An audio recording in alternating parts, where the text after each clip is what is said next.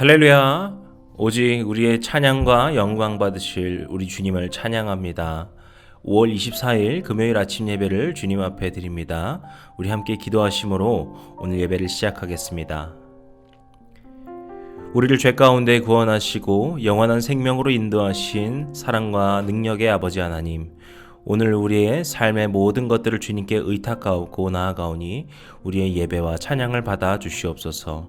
우리가 어떠한 순간에도 오직 주님만을 찬양하는 주님의 예배자들 되게 하시고, 그런 신실하신 주님의 마음을, 주님의 그 사랑을 온전히 받아 누리며 살아가는 믿음의 복된 삶 될 수 있도록 도와주시옵소서. 모든 말씀 우리 주 예수 그리스도의 이름으로 기도드렸습니다. 아멘. 오늘 함께 고백할 시편의 찬양은 시편 21편 5절에서 6절까지의 말씀입니다.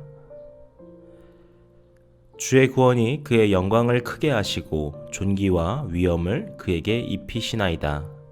그가 영원토록 지극한 복을 받게 하시며 주 앞에서 기쁘고 즐겁게 하시나이다. 아멘. 오늘 우리에게 주시는 하나님의 말씀은 사도행전 10장 34절에서 48절까지의 말씀입니다. 베드로가 입을 열어 말하되 내가 참으로 하나님은 사람의 외모를 보지 아니하시고 각 나라 중 하나님을 경외하며 의를 행하는 사람은 다 받으시는 줄 깨달았도다.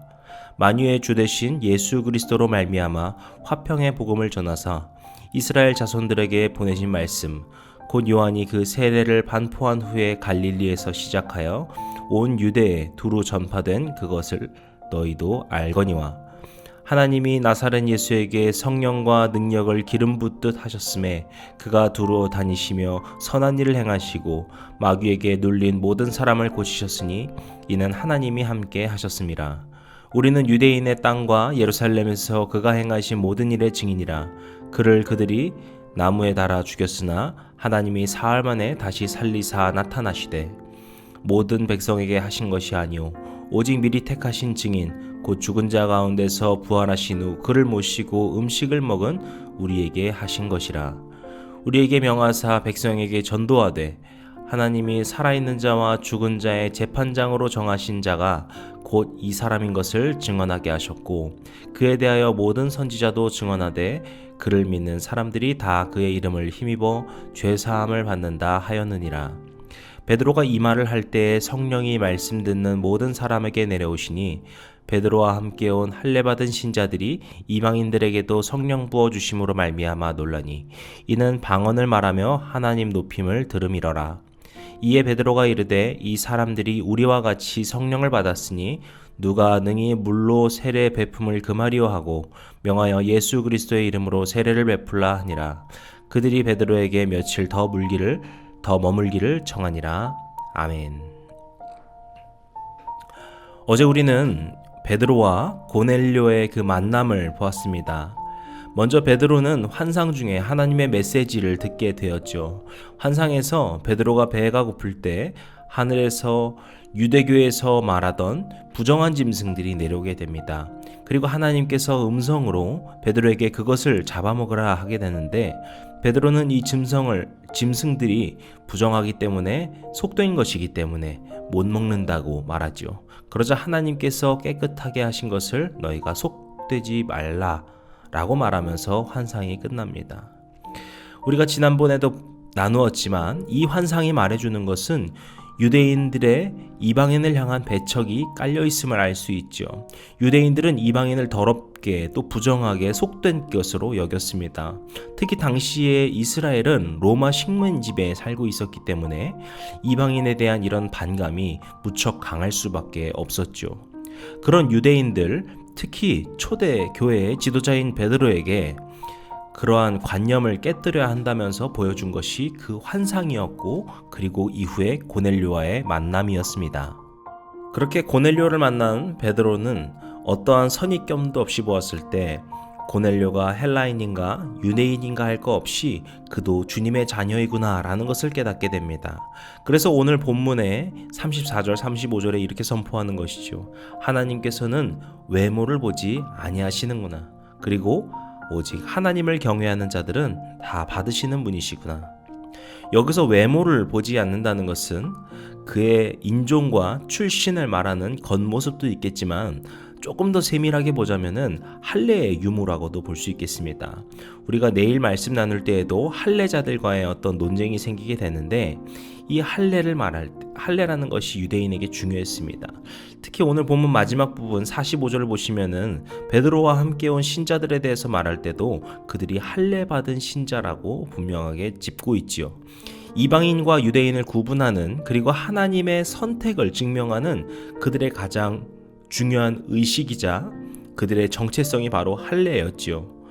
그래서 이후에도 그 지금의 논쟁뿐만 아니라 이후에도 초대교회에 계속 중요하게 드러나는 주제가 바로 이 할례였습니다. 어쨌든 이 외적인 모습 그것으로 차별하였던 것이 잘못되었음을 깨닫는 순간이죠. 저는 이 장면에서 사무엘이 다윗을 만나는 과정에서 하신 하나님의 말씀을 떠올리게 되었습니다. 하나님께서는 사울 다음의 왕을 찾고자 사무엘을 이새의 집으로 부르시게 됩니다. 그리고 사무엘은 이새에게 그의 아들들을 보여달라고 하는데요. 그때 첫째 엘리압을 볼 때 사무엘은 그의 훤칠한 키와 용모를 보면서 정말 이게 왕이 될 사람이구나, 왕의 모습이로구나 이렇게 생각을 합니다. 하지만 그의 생각을 하신 하나님께서 사무엘에게 말씀하십니다. 용모와 키를 보지 말라. 사람은 외모를 보거니와 나 여호와는 중심을 보느니라.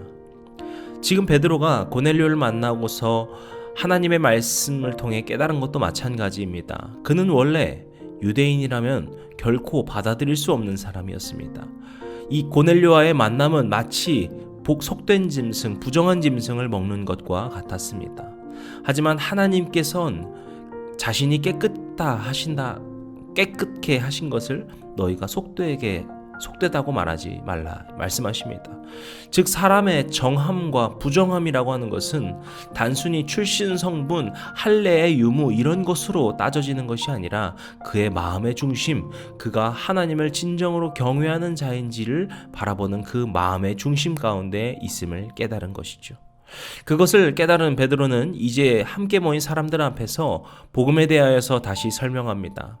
그들에게 이 예루살렘에서 일어난 그 예수 그리스도의 사건이 무엇인지, 그렇게 예수 그리스도께서 어떻게 복음으로 이 땅에 오셨고 그분이 어떻게 돌아가셨고 하지만 어떻게 부활하셨는지, 그래서 그분이 왜 복음이 되셨는지를 하나하나 설명합니다.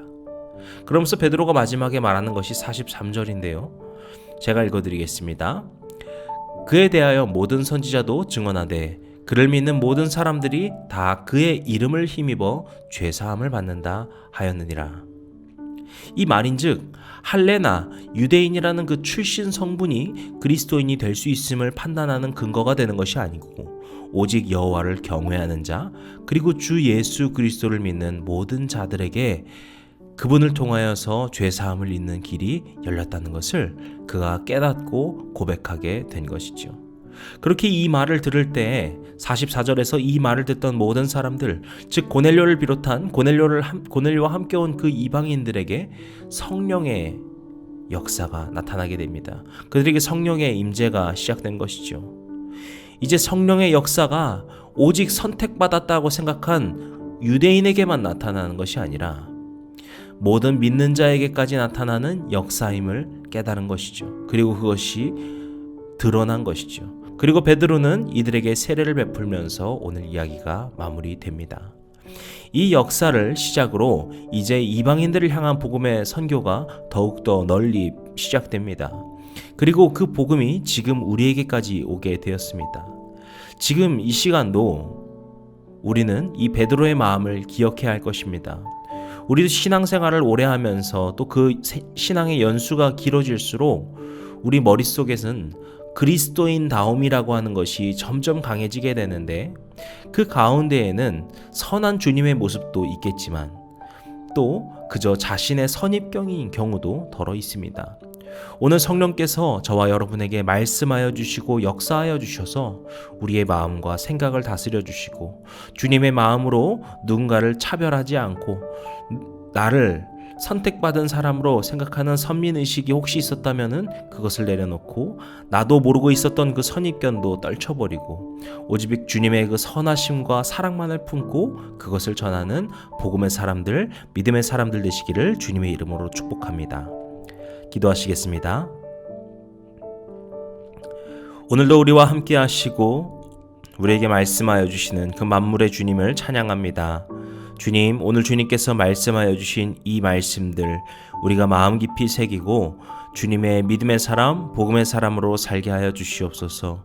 우리의 마음속에, 우리의 생각 속에 편견이 있진 않았습니까? 우리가 다른 사람들을 차별하는 마음이 있진 않았습니까? 선민의식이 혹 있지 않았습니까? 지금 이 시간 그것을 우리에게 깨닫게 하시고 그것을 깨끗게 씻어주시사 오직 우리가 주님의 그 사랑만을 품고 살아가는 복음의 전도자, 그리스도의 향기를 전하는 믿음의 복된 그리스도의 사람들 되게 도와주시옵소서. 모든 말씀 예수님의 이름으로 기도드렸습니다. 아멘. 이제 우리 주기도문 함께 드리시고 오늘 예배를 마치도록 하겠습니다. 하늘에 계신 우리 아버지여, 이름이 거룩히 여김을 받으시오며 나라의 임하옵시며 뜻이 하늘에서 이룬 것 같이 땅에서도 이루어지이다. 오늘날 우리에게 일용할 양식을 주옵시고 우리가 우리에게 죄진 자를 사하여 준 것 같이 우리 죄를 사하여 주옵시고 우리를 시험에 들게 하지 마옵시고 다만 악에서 구하옵소서. 나라와 권세와 영광이 아버지께 영원히 있사옵나이다. 아멘.